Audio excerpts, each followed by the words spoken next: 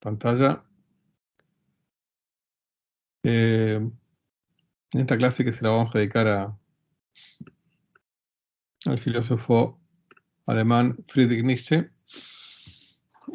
nació en un pueblo cercano a Leipzig, en 1844. Por supuesto que, bueno, muchos de ustedes ha escuchado, ha leído acerca de o ha leído a Nietzsche, un filósofo ecléctico, fragmentario, emocional, rico, variado, y, como siempre, en lo que a nosotros nos interesa, en su relación con el tiempo, que también, como muchos de ustedes eh, debe saber, más que nada con su idea de retorno o eterno retorno, que, como todo su pensamiento, tiene más de una faceta, eh, a- digamos, que se aplica a más de un aspecto de la realidad, no solamente a la idea de un ciclo universal, ¿no? Eh, bueno, el padre como para ponernos un poquitito en contexto brevemente, el padre de Nietzsche era un pastor luterano que falleció cuando era muy pequeñín, Nietzsche, em, y su único hermano también falleció cuando era chiquito, Nietzsche, cuando tenía 6 años, o sea que se crió en medio de mujeres.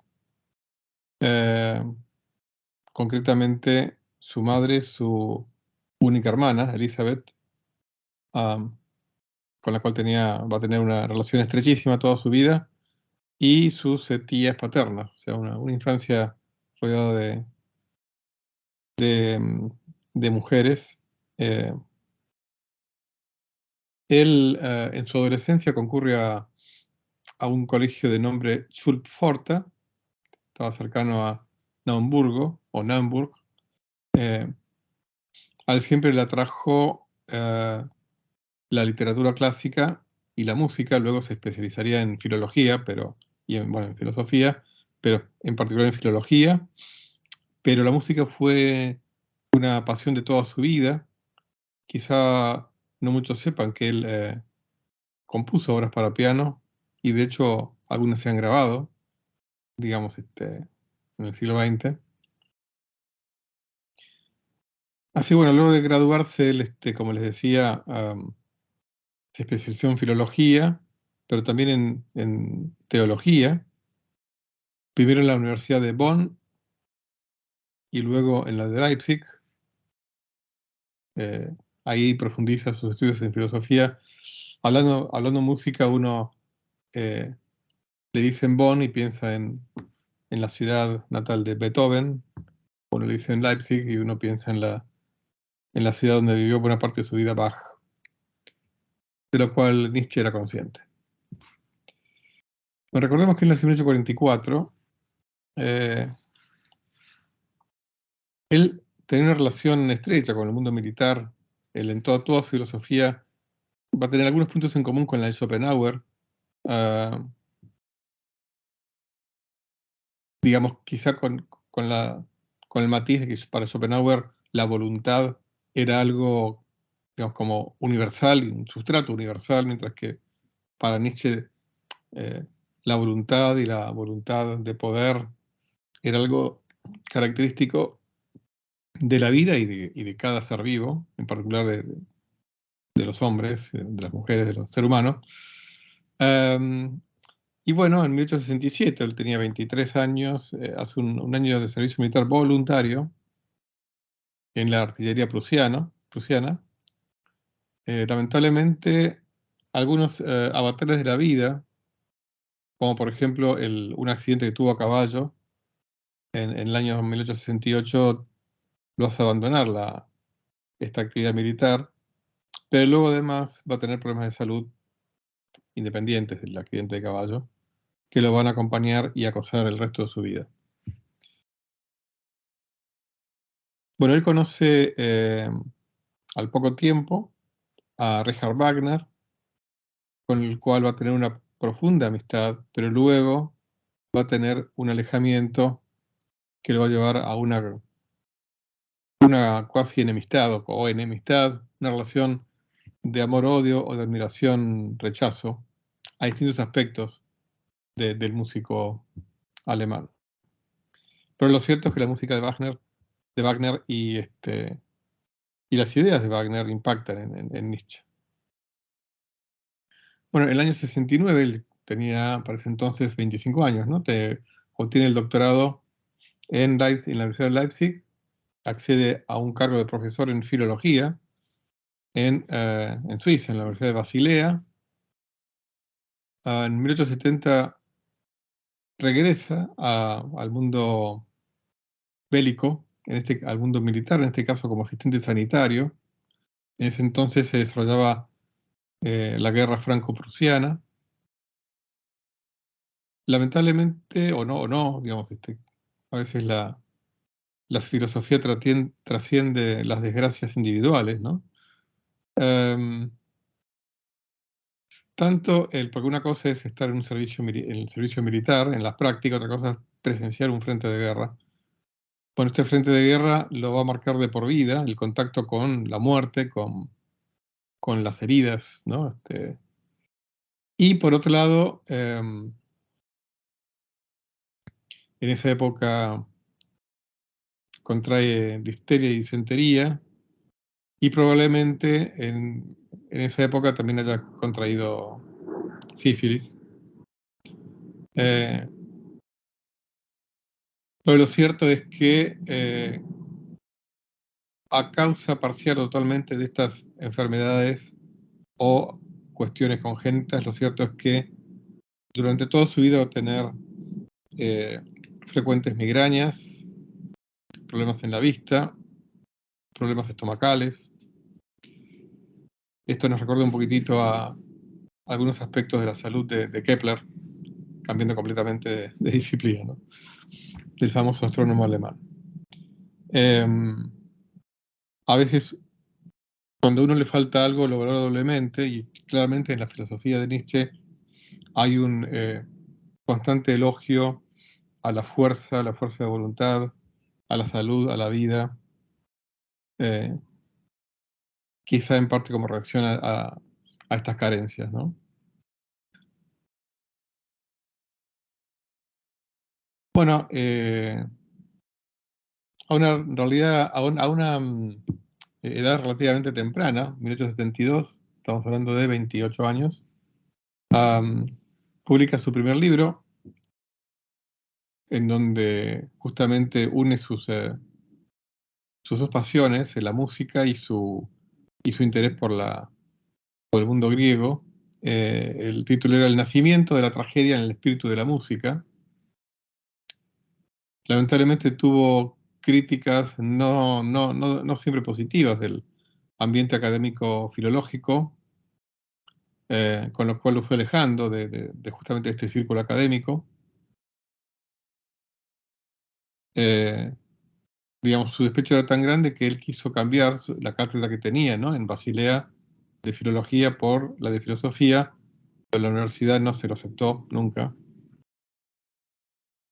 Em, Más allá de que como compositor no fue ni de lejos lo original que fue como filósofo, era, por lo que dicen los contemporáneos, era, era buen pianista, y esa actividad lo va a acompañar toda su vida, o al menos buena parte, ¿no? En realidad, sus enfermedades y su forma de ser itinerante en sus últimos años sanos, o en sus últimos años cuerdos, va a hacer que no tenga una práctica constante en el piano, pero él trataba de, en la medida de lo posible, acceder a pianos, ¿no? Wagner tenía un afecto y una admiración por Nietzsche, y de hecho Wagner más de una vez lo defendió a Nietzsche contra estos ataques o críticas del mundo académico. Digamos que Wagner no tuvo desilusiones con Nietzsche, pero sí Nietzsche con Wagner, en el sentido de que, y esto sigue siendo real hoy en día, en realidad es real de cualquier mundo en el cual uno empieza a profundizar.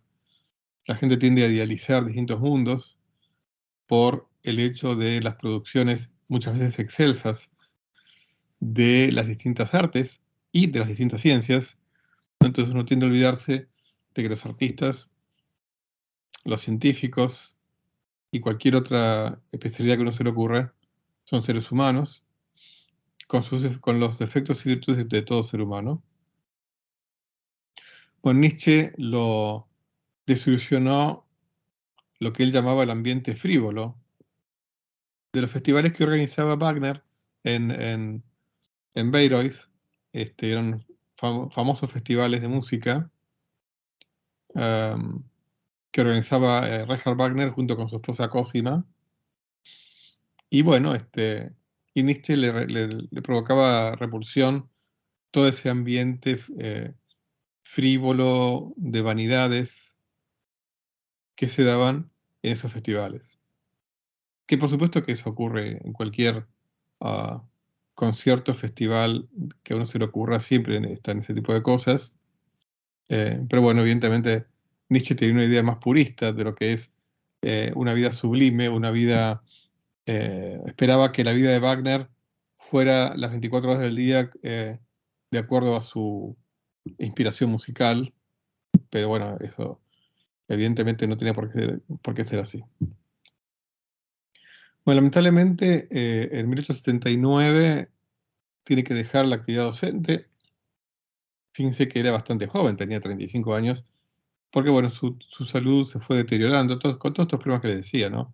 Sobre todo migrañas, eh,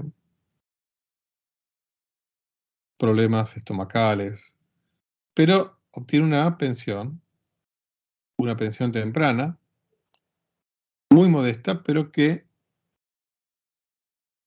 eso le permitiría llevar el resto de su vida una vida, por lo menos con las necesidades mínimas eh, garantizada.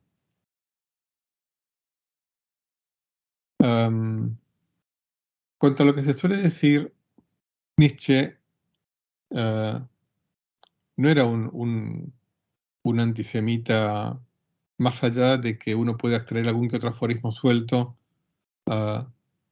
digamos, no del todo feliz al respecto, pero no puede ser considerado un antisemita, salvo por los antisemitas que tomen muchos fragmentos de Nietzsche a su favor, ¿no? Pero sí, Wagner sí fue más de una vez explícitamente antisemita en sus manifestaciones. Entonces, esto junto con el hecho de que varias de las obras de Wagner estaban estrechamente vinculadas con el cristianismo, doctrina de la cual Nietzsche se va a ir alejando más y más. Él va a decir que el cristianismo eh, es una religión, digamos, de esclavos o de resentidos. Entonces, más allá del ambiente frívolo de los festivales de música de Bayreuth, a Nietzsche lo que lo termina alejando de Wagner son estas cuestiones más profundas, ¿no? Tanto religiosas como políticas o raciales. Incluso Pablo Y hasta le dedica toda una obra, una consideración intempestiva. sí, las consideraciones intempestivas, exacto. Le Sí, dedica la cuarta, toda para Warner. haz la cuarta, ok, gracias por el... eh, sí, sí, sí, tal cual, tal cual, tal cual. Em, y bueno, y también en esta obra que también es Humano demasiado humano, está entre las primeras obras, digamos, de aforismos. En realidad, eh, varias de las obras de Nietzsche están en la forma de aforismos o de aforismos largos. En realidad, uno se imagina un aforismo como una especie de una oración o dos oraciones. Entonces, bueno, obviamente en estas obras como Humano demasiado humano o La Galla Ciencia, hay, entre comillas, aforismos que de repente pueden ocupar 2 páginas. Pero sí son como consideraciones fragmentarias, pero muy intensas. Es como que uno, en general las obras de Nietzsche son para leer a 1 o 2 páginas, no digo por día, pero sí digamos, es difícil leer 20 páginas seguidas de Nietzsche, porque hasta diré que es un desperdicio por la intensidad de su estilo, ¿no? Y bueno, después vendrían los siguientes 10 años, como les decía, una vida itinerante, ¿no? Oscilando en buena parte entre el norte de Italia, por ejemplo, particularmente en Turín, por ejemplo, o en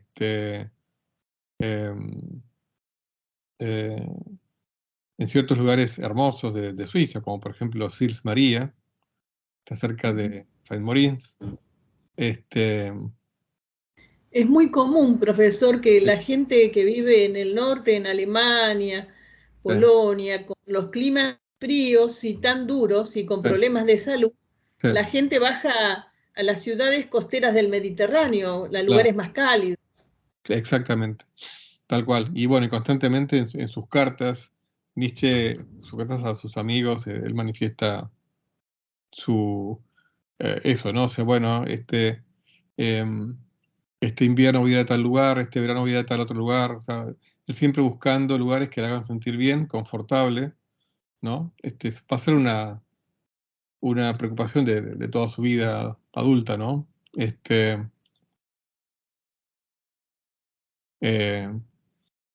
Así, bueno, acá hay una pequeña lista de algunos lugares, ¿no? Génova, Rapallo, Turín, Niza, otra ciudad suiza es Engadina, pero bueno, estos son sus 10 años más productivos, porque en estos 10 años prácticamente publica un libro por año, ¿no? Así que es muy productivo y muy creativo, más allá de la cantidad, acá lo importante es la calidad de lo que escribe, que es de una originalidad, una genialidad, por momentos increíble, ¿no? O sea, hay fragmentos que dan para, a partir de 3 páginas, desarrollar, digamos, si Nietzsche hubiera querido, podría haber desarrollado de muchos de sus fragmentos capítulos enteros, ¿no? Monografías completas. Entonces, bueno, en esos 10 años se encuentran nada menos que estos libros, ¿no? Que muchos son famosos más allá incluso del mundo filosófico, ¿no? Fragmentos de estos libros se han llevado al cine, o por lo digamos a diálogos, ¿no? En distintas películas, como, bueno, ni hablar de Así habló Zaratustra, Más allá del bien y el mal, Genealogía de la moral, La Bella Ciencia, Aurora en menor medida. Así habló Zaratustra. Zaratustra es una especie de Mesías pagano, ¿no? Que porta las verdades que va descubriendo Nietzsche, ¿no? Lamentablemente, en 1889 sufre un colapso mental del cual nunca va a salir.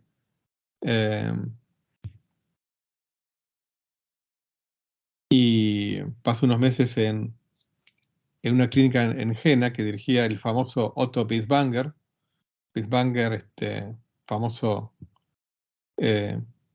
psiquiatra, filósofo, que va a influir en personalidades famosas como Freud, como Viktor Frankl, como hasta Heidegger, ¿no?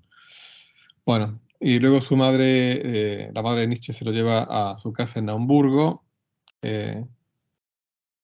y ahí lo tiene varios años hasta que muere la madre, y luego sus últimos 3 años de vida lo pasa en la casa de la hermana, en Weimar, y ahí muere en 1900. Lamentablemente, estos últimos 10 años de su vida, desde 1889 a 1900, lamentablemente son años de completa irracionalidad. Los primeros años por ahí, por momentos, expresa cosas inconexas, pero ya los últimos años se suman el mayor de los silencios, ¿no? Incluso hay algunos garabatos, algunos escritos de los primeros años de esta demencia, pero bueno, son de están digamos, en la frontera con la locura, ¿no? Así que bueno, ahora sí ya vamos entrando en lo que a nosotros nos interesa, que es la filosofía de Nietzsche en relación al tiempo. Es concretamente la del eterno retorno, que notablemente Nietzsche en algún escrito la considera su idea más profunda. Entonces el hecho de que Nietzsche la considere su idea más profunda hace que nos invite a tomarla con cuidado, que no lo tomemos solamente como una nueva versión de el retorno, el tiempo cíclico de los estoicos, ¿no? o el gran año cósmico platónico, ¿no? Sino que estemos atentos a encontrar otros aspectos, ¿no?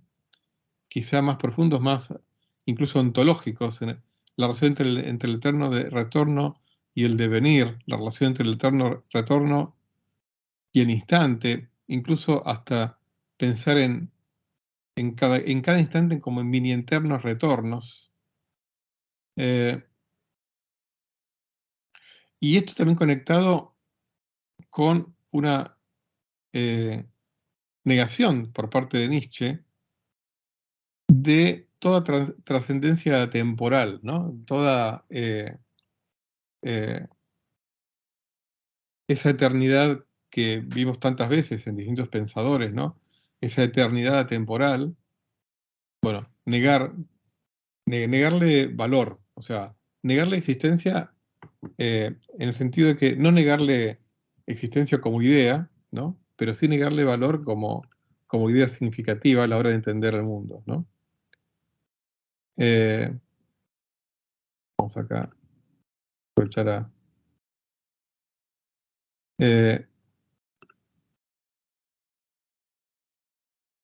entonces, de alguna manera, si uno niega la trascendencia fuera del tiempo, entonces lo que queda es la inmanencia, o sea, lo que hay, o sea, la inmanencia digamos, como contraposición a la trascendencia, ¿ok? Si no hay una trascendencia temporal, lo que tenemos es lo que es. Lo que tenemos es lo que hay, y lo que hay es tiempo, devenir, acontecimientos en el tiempo, ¿no? Todos resumidos bajo la palabra inmanencia. Pero entonces tenemos que profundizar en esa inmanencia, encontrar qué hay, de alguna manera, qué hay de permanente, pero en un sentido no parmenidio, ¿no? Sino qué hay de común en todos los instantes, en todos los devenires, en ese sentido, ¿no? O sea, no en el sentido de estático, sino de común, que trasciende, bueno, los evidentes estragos del tiempo, ¿no? El tiempo como portador de la vejez, como portador de la muerte, bueno, pero también es portador de la novedad y también es portador de la vida, ¿no? Entonces, encontrar todo eso, ¿no?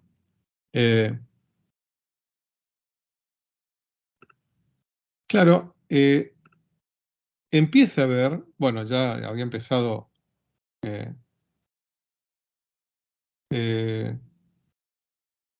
de la mano de discursos ateos como el de Feuerbach, una reacción, bueno, cierto aspecto del romanticismo alemán, un nihilismo de cara a la verdad, de cara a la trascendencia, ¿no? Entonces, también como reacción o sea, por un lado había un optimismo en los ambientes, digamos, capitalistas, burgueses, industrialistas en el progreso de la humanidad. Pero en el mundo de la cultura, en un cierto, no en todo, pero en cierto sector del mundo de la cultura, había un creciente nihilismo. Entonces, en el caso de Nietzsche, como respuesta a ese nihilismo, en lugar de proponer un progreso de la humanidad, y aquí claramente Nietzsche es anti-hegeliano, de hecho Nietzsche no es, digamos, podemos encontrar puntos de coincidencia entre Nietzsche y Hegel en cuanto a poner, digamos, la atención en el devenir como síntesis entre una afirmación y negación alternativa, ¿no? Pero en lo que claramente se diferencia es en la idea de un espíritu universal. Para Nietzsche no hay un espíritu universal. Lo que hay es el instante, es el devenir, es la voluntad de cada uno. Están los seres humanos que tienen vocación de independencia, de libertad, de voluntad, y están los que tienen vocación de servilismo, de esclavitud. Están los que tienen espíritu de rebaño y están los que tienen espíritu libre de individualidad. Entonces Nietzsche la respuesta de Nietzsche al nihilismo es en valorar cada instante como oportunidad para realizarnos cada uno a sí mismo, para afirmarse cada uno a sí mismo, ¿no? Pero aquí es donde aparece esta idea extraña, ¿no? Y es la de que cada instante se repetirá indefinidamente. Entonces, bueno, una de las frases más famosas de Nietzsche es: vive tu vida de modo tal de que desees volver a vivirla. Eso lo vamos a ver en detalle dentro de un ratito. Entonces, vive tu vida de modo de que desees volver a vivirla, ¿no? Pero eso Nietzsche lo eleva a la categoría de un hecho. O sea, tu vida vas a volver a vivirla. Entonces, más te vale que la vivas de forma tal que quieras volver a vivirla, ¿no? Porque la vas a volver a vivir. Esa sería la idea. Entonces, ¿qué pasa? Si cada instante se va a repetir, que sí que ya se repitió. Con lo cual, cada instante tiene ese valor de ser una recreación de algo que ya ocurrió, ¿no? Es como decir, uy, mira, hoy a la noche van a dar una película que yo vi cuando era chico, voy a aprovechar y la voy a volver a ver. Bueno, hoy en día con las plataformas es como que eso está un poco pasado de moda, ¿no? El estar pendiente de si pasan algo hoy a la noche en la televisión. Pero digamos, pensar cada instante como decir, uy, este instante es una ocasión porque se vuelve a ocurrir algo que ya ocurrió, ¿no? Entonces, es como, sí. en esto de cada instante, es como esa experiencia de tener un déjà vu. Bueno, lo que pasa es que ahí yo diría que la propia experiencia de déjà vu es un déjà vu. O sea, quiero decir, la propia experiencia de déjà vu repite una experiencia de déjà vu anterior. O sea, si mis propias experiencias forman parte del gran, digamos, la gran cadena de acontecimientos, la propia experiencia de déjà vu es una repetición de una misma experiencia de déjà vu que tuve antes. ¿Y repetición indefinida? Exactamente, sí. Pero ese déjà vu pero ese déjà vu puede hacer referencia a algo vivido con anterioridad. Pero esa propia experiencia también se repite. O sea, que hay un doble, como una especie de doble plano, ¿no? De repetición. Sí, sentir que esto ya lo viví. Sí. Sí. En esa idea pensaba cuando nos decía, bueno, ver una película como nos ocurre ahora, que podemos ver una película de hace 30, 40 años, sino de una experiencia vivida Sí, que incluso tenemos. eso da más para un análisis. O sea, la idea de recrear una experiencia, bueno, es diferente a la idea de eterno retorno en su más mínimo detalle. Porque el recuerdo de una experiencia no es lo mismo que la experiencia misma. O la No, recreación de la experiencia no es lo mismo sí. que la experiencia misma. O sea, esa nostalgia, ¿no? O sea, porque la recreación de la experiencia está cargada de nostalgia, mientras que la primera vez que la viví no tenía la nostalgia, con lo cual no se repite completamente. Ajá. Porque la nostalgia no está en la primera vez que yo viví la experiencia. No, va a estar después en las repeticiones. ¿Sí? Entonces es un cambio, es una diferencia. Claro. Gracias. No.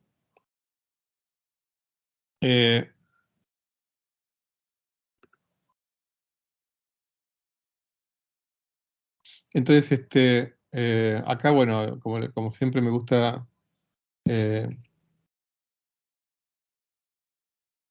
digamos, ponerle títulos a algunas transparencias como para resumir de alguna manera lo que estamos... Uy.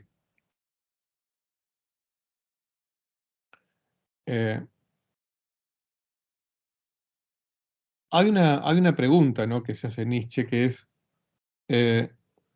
bueno, Nietzsche le daba un lugar importante en cada uno de nosotros al poder de la voluntad. ¿De qué voluntad? De la nuestra, de cada una digamos, de nuestras voluntades, ¿no? De mi voluntad, tu voluntad, etc. Ahora, como la filosofía de Nietzsche es una filosofía de la inmanencia del instante, si solamente podemos controlar a lo sumo el presente, ¿cómo darle algún tipo de trascendencia a esa voluntad o al poder de nuestra voluntad, ¿no? Al fin y al cabo, el presente es algo escurridizo que se va como perdiendo en el devenir, ¿no? Bueno, está bien, el instante se ve devorado por el devenir del tiempo, con lo cual es verdad, el presente se queda como absorbido por el pasado porque el futuro lo empuja para atrás. Pero, y acá es donde, por eso puse la idea de la democratización temporal, el eterno retorno hace que ese futuro que viene y me empuja el presente hacia el pasado, ese futuro también ya ocurrió, ¿no? Entonces, ese futuro que parece nuevo, en realidad no es nuevo porque ya ocurrió. Con lo cual, cuando estamos decidiendo el presente, ¿no? Como el presente ya ocurrió, estamos decidiendo el pasado y también estamos decidiendo el futuro. Por supuesto que uno, desde lo racional, uno puede criticarlo, ¿no? Porque, digamos, y de hecho es criticable, porque si la voluntad también forma parte de los propios acontecimientos, entonces mi voluntad, mi ejercicio de la voluntad ya ocurrió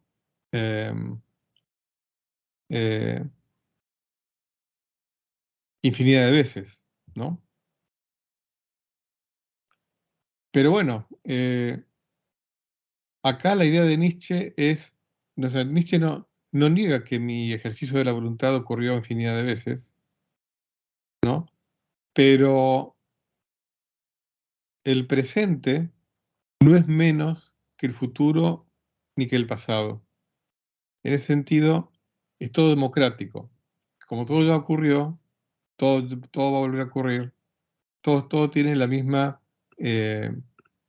digamos, el mismo nivel de importancia. Y por supuesto que en esta filosofía tan fragmentaria es fácil de atacar, pero el hecho de que sea fácil de atacar no significa que sea trivial, porque si yo, digamos, eh, esa sensación de ejercicio de la libertad, de ejercicio de la voluntad, hace que yo viva intensamente algo que yo sé que se va a repetir. Entonces esa trascendencia que está en la repetición es una trascendencia que, como volviendo a ese aforismo de Nietzsche, ¿no?, que vale la pena, o sea, este instante que yo estoy viviendo vale la pena de ser vivido. ¿Por qué? Porque estoy ejerciendo mi voluntad, mi libertad, entonces vale la pena. hay vidas o hay momentos de la vida menos valiosos que otros. Son momentos en los que yo desperdicié mi voluntad, mi capacidad de ejercer mi voluntad, mi libertad, y los desperdicié para siempre, y ese desperdicio se va a repetir indefinidamente, ¿no? Entonces ahora vamos a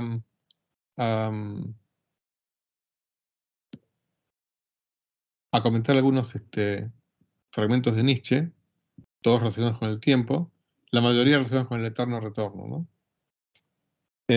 Porque creo que es interesante ver la intensidad del estilo literario de Nietzsche.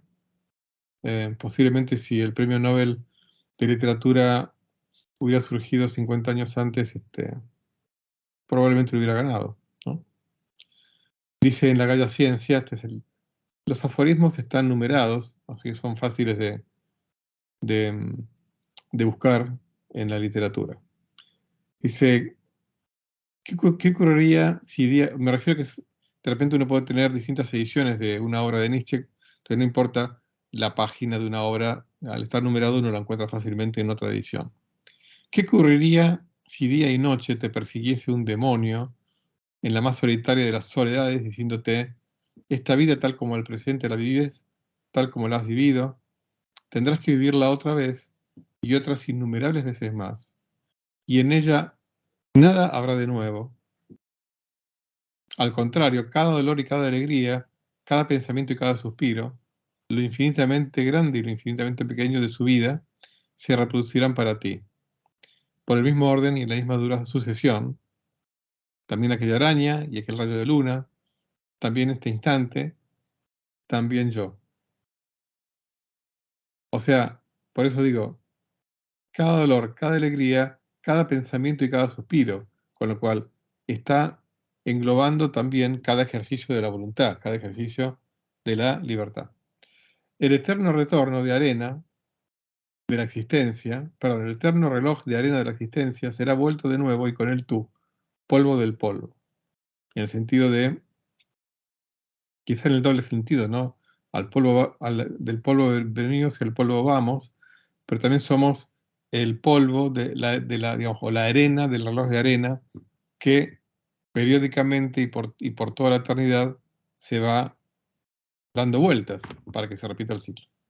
¿No te arrojarías al suelo rechinando los dientes y maldiciendo al demonio que así te hablaba? ¿No? Esa podría ser una actitud. La otra, o habrás vivido el prodigioso instante en que podrías contestarle, eres un dios, jamás oí lenguaje más divino. Entonces, si este pensamiento, dice Nietzsche, arraigase en ti, tal como eres, tal vez te transformaría, pero acaso te aniquilara. La pregunta, ¿quieres que esto se repita una e innumerables veces? ¿Pesaría con formidable peso sobre tus actos en todo y por todo? ¿Cuánto necesitarías amar entonces la vida y amarte a ti mismo para no otra cosa que esta suprema y eterna confirmación? Entonces, lo que está diciendo Nietzsche es, si uno se enterara de esta verdad, si uno se hiciera carne de esta verdad, si uno estuviera convencido de esta verdad, tiene dos caminos, ¿no? O maldecir, ¿no? Decir, bueno, no soy libre, esto se va a repetir, estoy condenado, o todo lo contrario, vivir cada instante dándole la importancia que tiene y la trascendencia que tiene. ¿Eh? Porque la trascendencia de cada instante para Nietzsche no está en que es una imagen móvil de la eternidad, como diría Platón. La trascendencia de cada instante está en el hecho de que se va a repetir infinidad de veces. Bueno, ¿Se lo está diciendo, sí, perdón, se lo está diciendo a los cristianos? Se lo está diciendo a todo el mundo.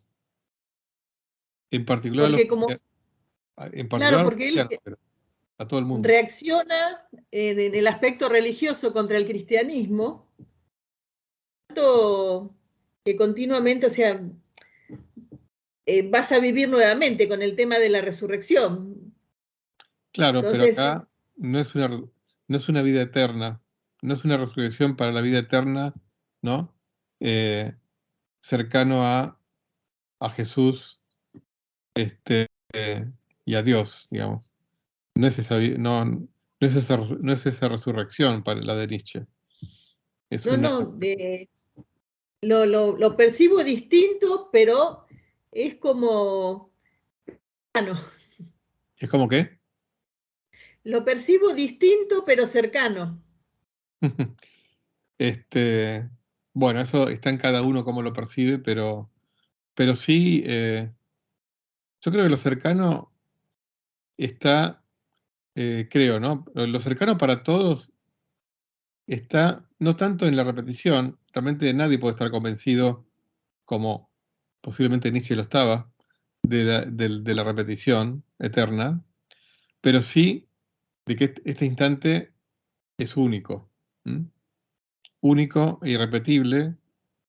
Y esto me recuerda a una idea que tenía este psiquiatra austríaco Viktor Frankl cuando decía que cada uno de nosotros es único e irrepetible. Pero acá, digamos, cada instante es único y irrepetible, con lo cual es una oportunidad cada instante. Y hay que vivirlo a fondo. O sea, carpe diem, Sí. pero acá sería carpe tempus fugit, o sea, haz que el instante cuente antes de que se fugue, antes de que se vaya, ¿no? Si se repite, porque se va a repetir infinitas veces. Y si no se repite, bueno, que eso no, digamos, sería salirnos de la filosofía de Nietzsche. Si no se repite, con más razón, porque no se repite. O sea, en ambos casos. El sentido de repetición, más que en el detalle, el sentido creo que la que siento común es la idea de repetición, o sea, de repetir, vivir. Sí, sí.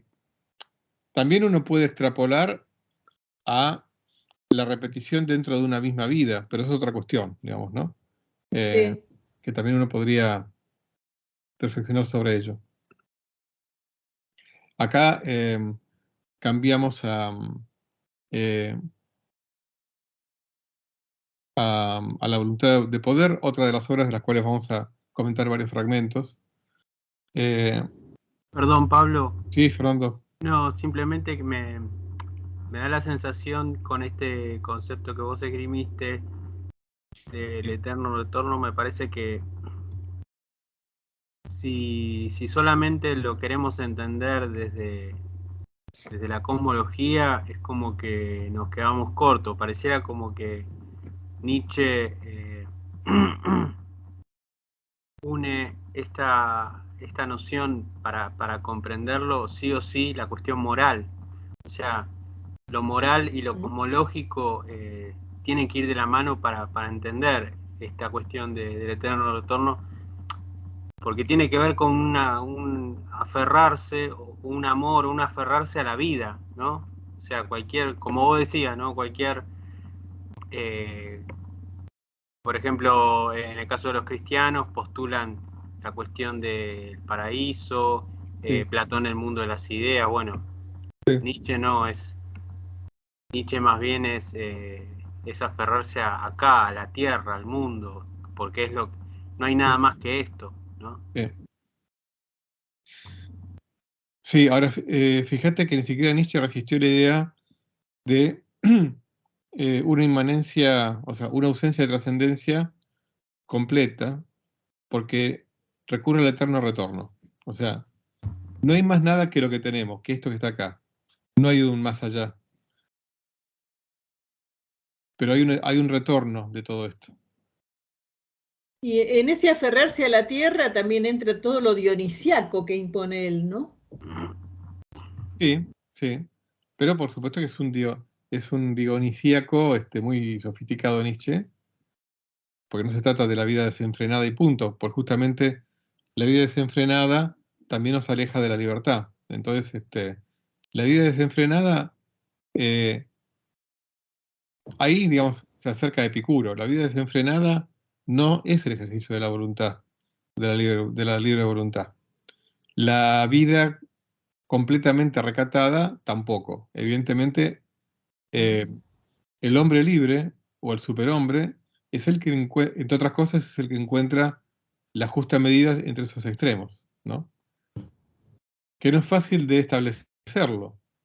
Y bueno, y Nietzsche aborda eso en distintos lugares, en distintas obras, ¿no? Porque no es fácil hacerlo. Y fíjense, y justamente ahora, esto me lleva a la siguiente cita, ¿no?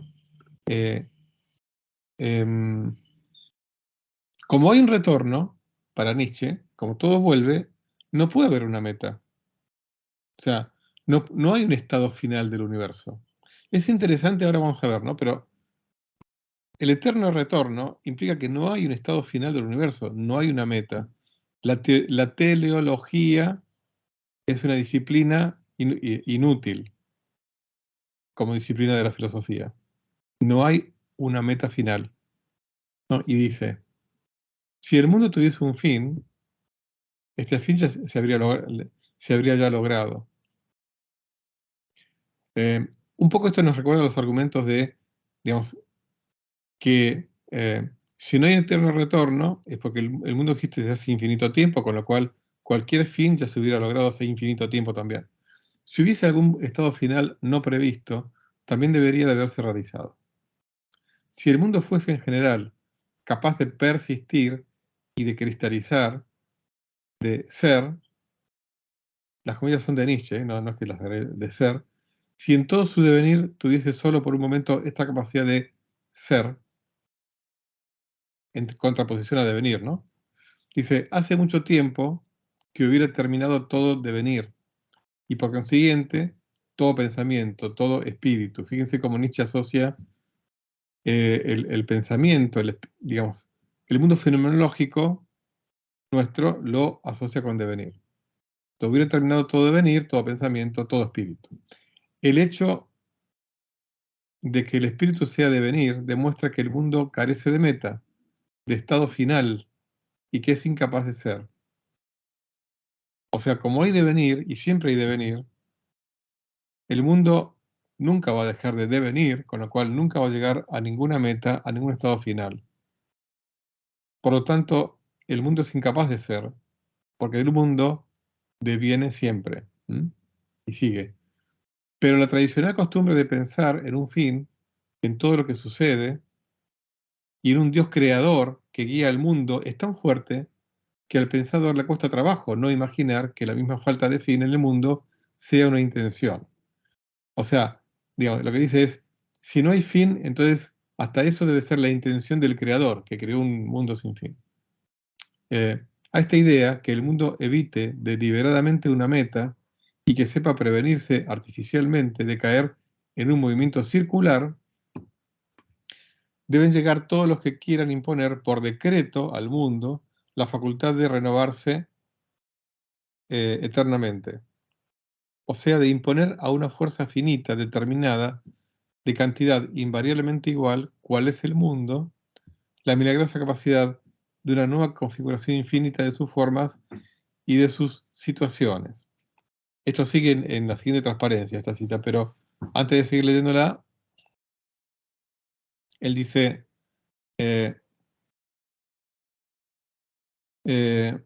a la idea,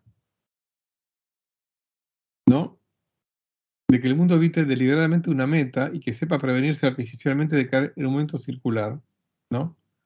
Dice, deben llegar todos los que quieran imponer por decreto al mundo la facultad de renovarse eternamente. O sea, acá nos va preparando Nietzsche lo siguiente. Para Nietzsche, el mundo era finito, con lo cual la cantidad de fuerza en el mundo es finita,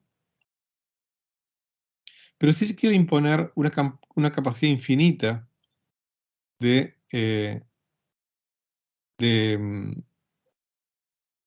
posibilidad de acceder a configuraciones, de formas, de situaciones, ¿no?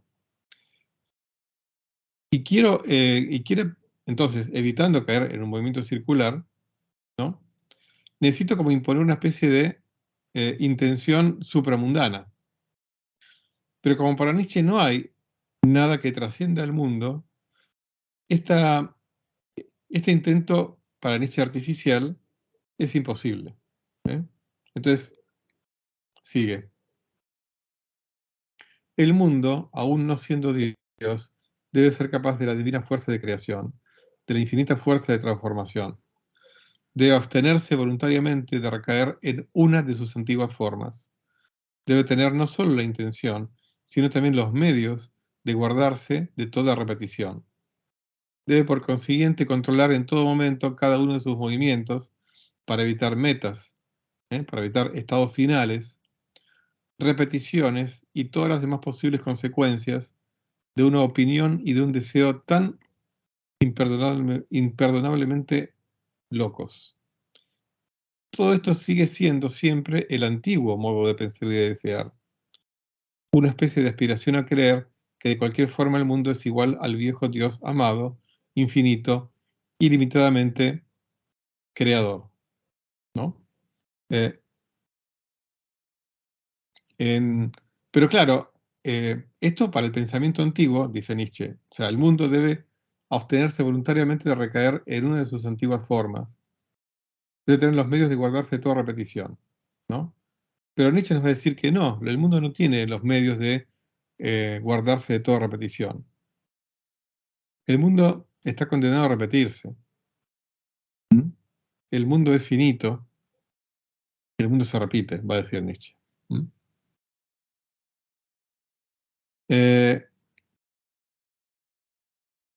Y esto vamos a ver en un ratito que va a estar relacionado a lecturas que tuvo Nietzsche en esa época y que nos remite al mundo de la física. O sea, Nietzsche no fue ajeno a los avances de la física, algunos de los cuales vimos en la primera parte del curso, ¿no? Entre ellos digamos, los avances de la termodinámica y las ideas y los avances de la mecánica newtoniana, que a lo largo del siglo XIX fue desarrollándose desde el punto de vista formal, matemático, teórico, mucho, ¿no? Aunque en eso no hemos visto mucho en detalle en el curso, pero bueno, eso se los comento, ¿no?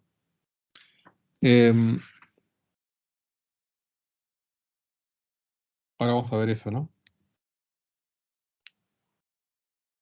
Siempre en la voluntad de poder, también me parece interesante compartir con ustedes el siguiente fragmento. Dice,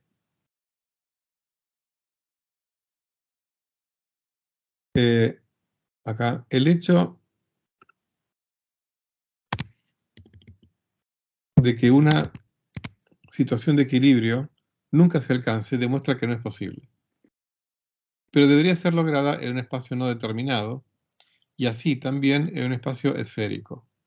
La forma del espacio debe ser la causa del movimiento eterno y, por último, de toda imperfección. Ahora les voy a aclarar qué quiere decir todo esto. La fuerza, el reposo, el permanecer igual a sí mismo, son cosas contradictorias entre sí. La medida de la fuerza como dimensión es fija, pero su esencia es fluida. Es necesario negar que hay cosas sin tiempo.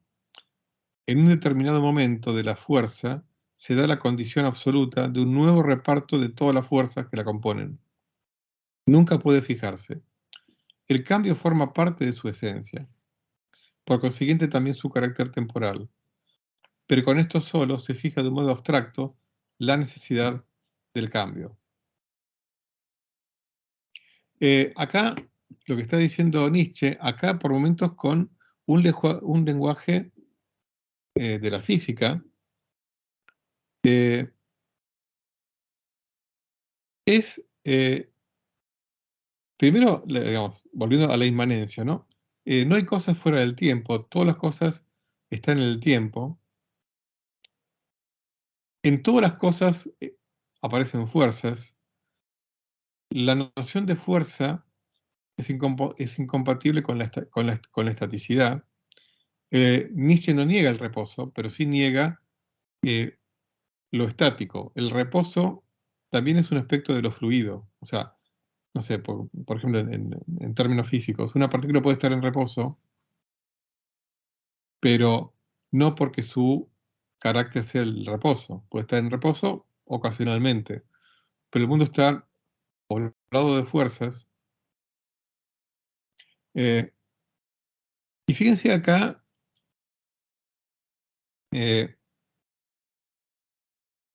Nietzsche coquetea con la idea de que el espacio pueda ser esférico. No es que se pronuncia al respecto, pero sí lo menciona, ¿no?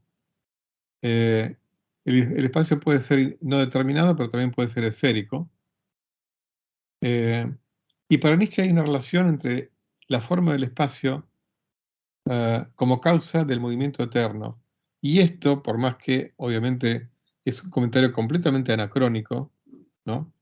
De alguien del siglo XXI, pero esto no puede evitar recordarnos, entre comillas, ¿no? Recuerdos del futuro, a las ideas del siglo XX con Einstein y su teoría general de la relatividad, en donde la forma del espacio determina la inercia localmente, o sea que la forma del espacio, la geometría del espacio determina los movimientos locales, los movimientos inerciales y no inerciales.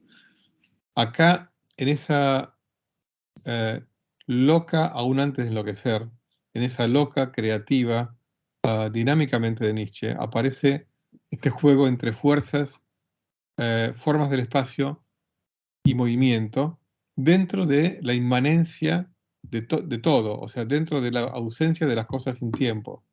Entonces, nada escapa al cambio, porque nada escapa a las fuerzas, nada escapa al espacio, a la forma del espacio, y nada escapa al tiempo. Y el movimiento es eterno, ¿no? Pero acuérdense, el universo es finito. ¿Cómo compatibilizar ambas cosas? Con el eterno retorno. Siempre en la voluntad de poder, otro fragmento que también es muy... Fíjense que es muy sugestivo, no solamente en relación a la filosofía del tiempo, sino en relación a la cosmología en general y a la ontología en general, ¿no? Dice, bueno, esto es parte del texto de Nietzsche, ¿no? La nueva concepción del mundo. Dice, el mundo existe, no es una cosa que deviene, una cosa que pasa, o mejor dicho, deviene, pasa, pero no comenzó nunca a devenir ni a pasar, y como sus excrementos son sus alimentos, vive de sí mismo. Comentario al margen, el ideal de sistema autosustentable, ¿no? La hipótesis de un mundo creado no debe preocuparnos por un solo momento. O sea, como el mundo es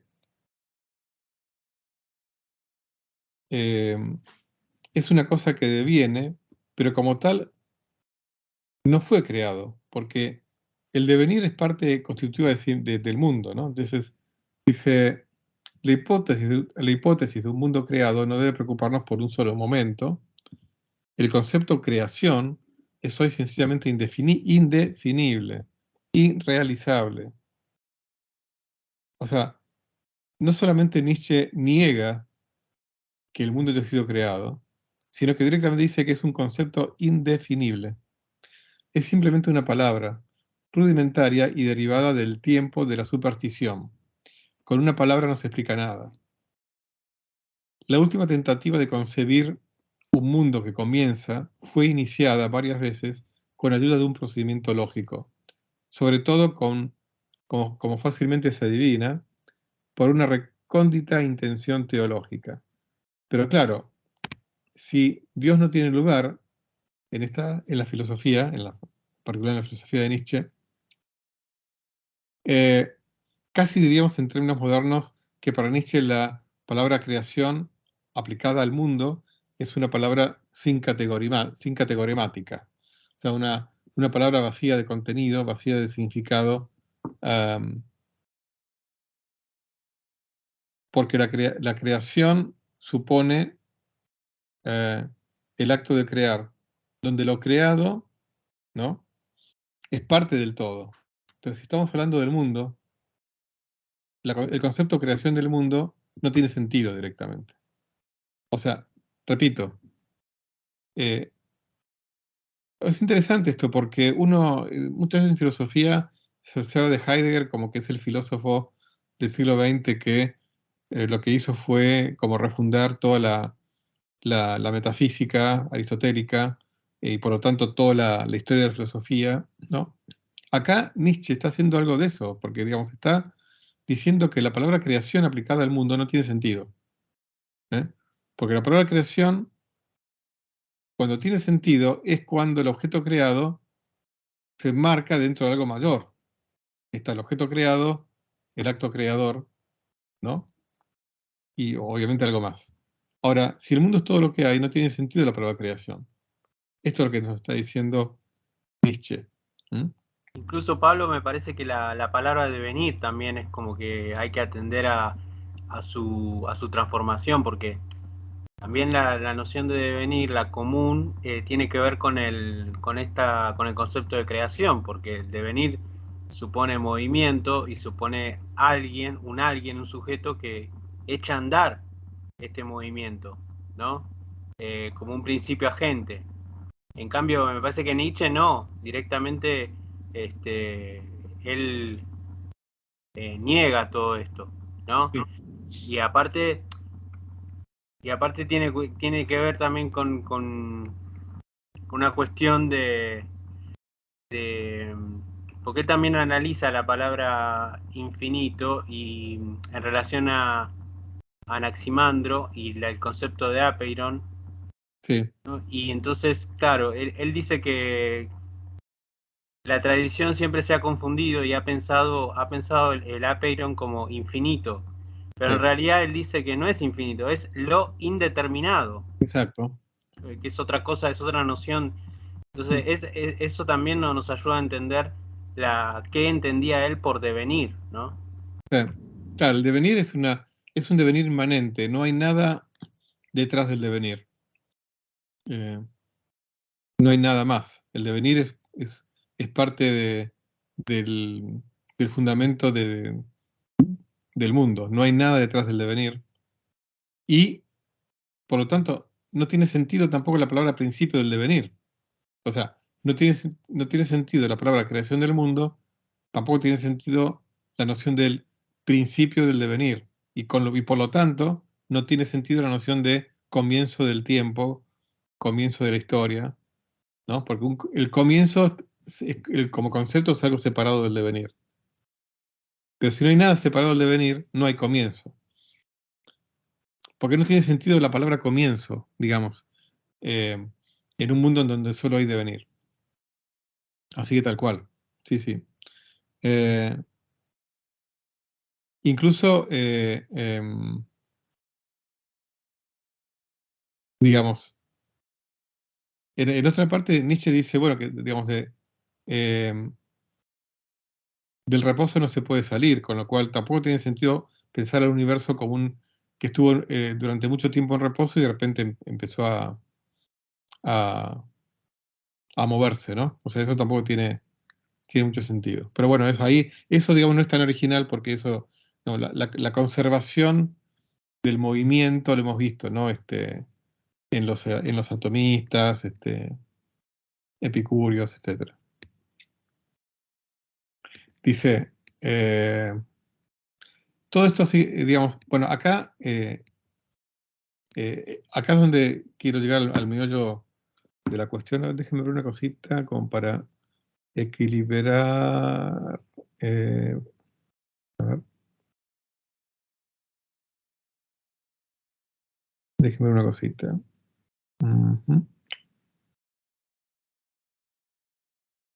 Sí, vamos a ver estas tres transparencias y después hacemos una pausa. Dice Nietzsche, escribe siempre la voluntad de poder. Si el mundo en general pudiera detenerse, secarse, perecer, convertirse en nada o si pudiera alcanzar un estado de equilibrio, y si tuviese en general una meta que incluyese en sí la duración, la invariabilidad, una vez por todas, acá estoy unificando símbolos. Si el devenir pudiese desembocar en el ser o en la nada, hablando metafísicamente, este estado debería ser alcanzado. Pero como no lo ha sido, se deduce que esta es la única seguridad de que podemos servirnos como conectivo contra una gran cantidad de hipótesis cósmicas posibles en sí.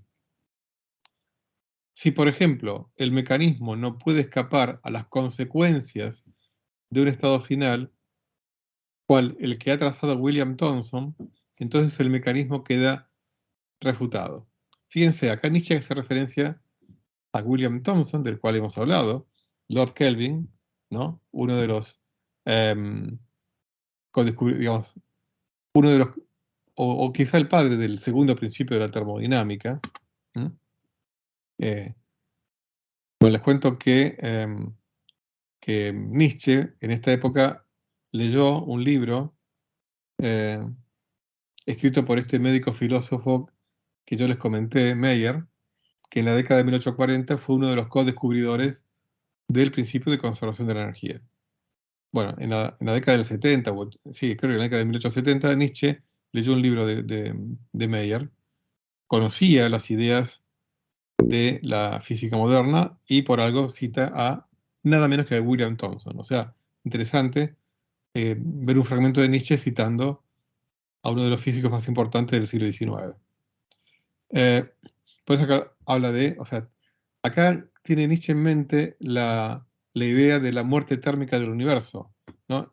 El hecho de que algún día el universo llegue a su estado de máxima entropía y por lo tanto no haya más vida, no haya más flujo de energía, no haya más devenir. ¿Ok?